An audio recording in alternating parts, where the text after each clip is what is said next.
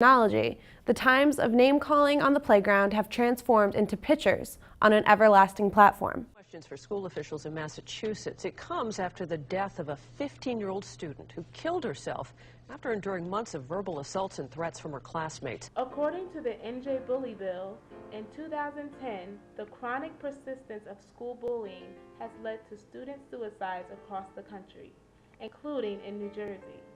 Since the death of Tyler Clementi, Governor Chris Christie did take it upon himself to strengthen NJ bully laws. I'm always heartened to hear that bullying is being taken seriously and that not only people like psychologists are paying attention to it, but there's more attention being paid in schools, and that someone as high up as the governor thinks it's an important thing and sort of putting the word out there that bullying is something serious. Rules such as all teachers receiving training on how to handle intense situations have been implemented. The new laws also include a ban on harassment through electronic and written communication, even if it is motivated by ancestry or natural origin.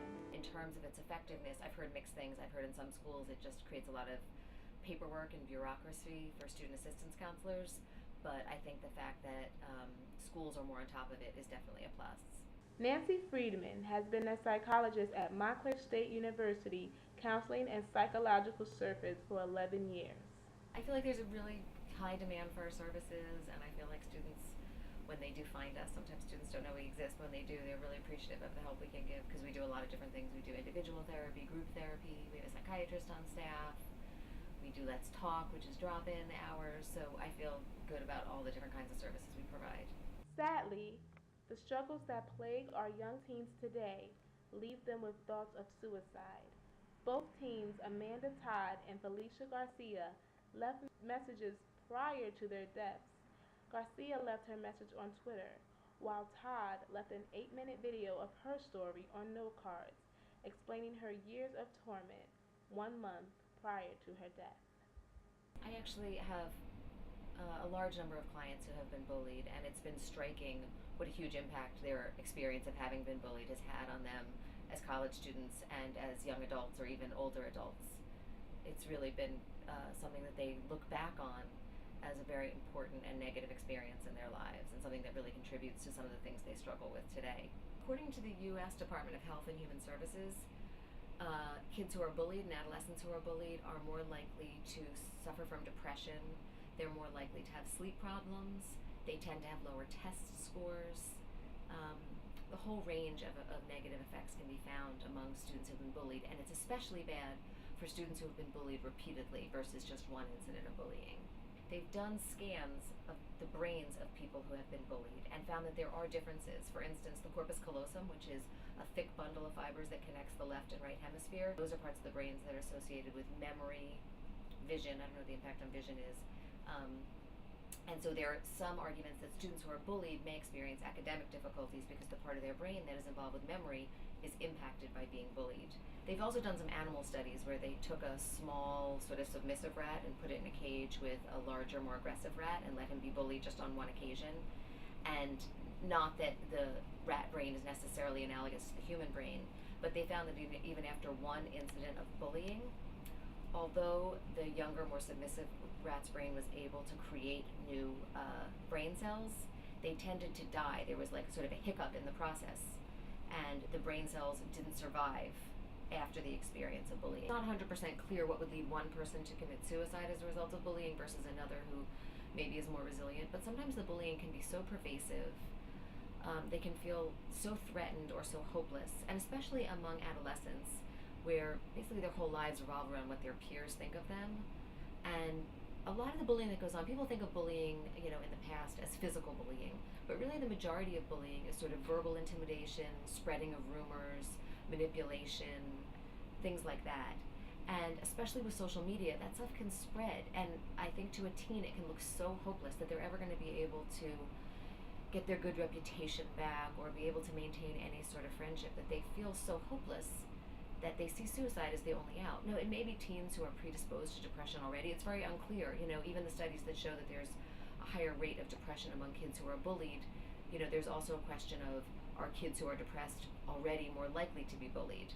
What is the profile of someone who gets victimized? But in the event, the bottom line is, as a result of bullying, students young adults, are taking really drastic measures. That's why it's so important to address the issue.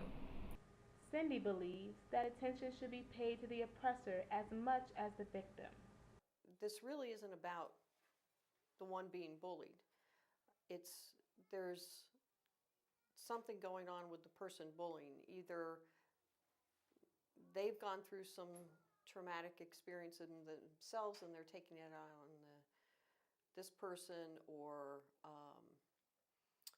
they just think they're entitled to do things like that. But I think first help them understand that it's about that other person, and then equipping with the tools to be able to stand up to the person if possible. Release slowly through your mouth.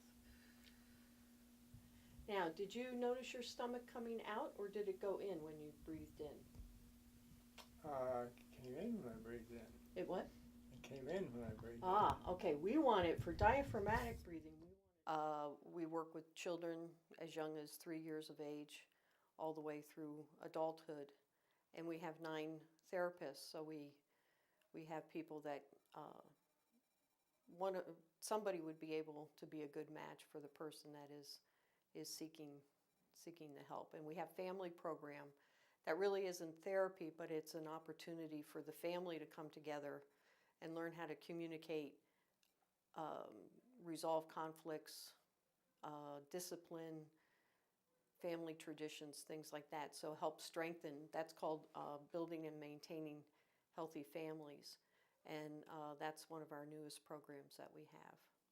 Now with technology the way it is, I mean, just one thing on cyber space, and it can be much more widespread. So a child or a teenager that might have, for 30 years ago gotten beat up on the playground, it might have been much more isolated. There's probably other factors like the self-esteem of children to begin with may not be as resilient as they get older than they would if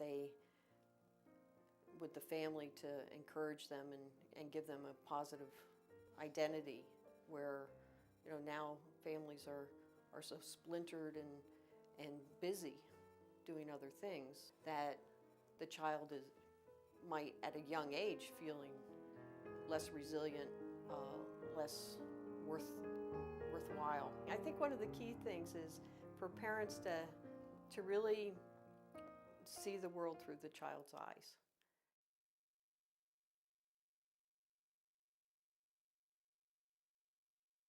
Today's episode focused on different perspectives of ideas that are not always visited. Thank you for joining us for this special edition of Carpe Diem. For more information on this or any other edition of Carpe Diem, write to us at the address on your screen or call us at 973-655-5158. Thanks for watching.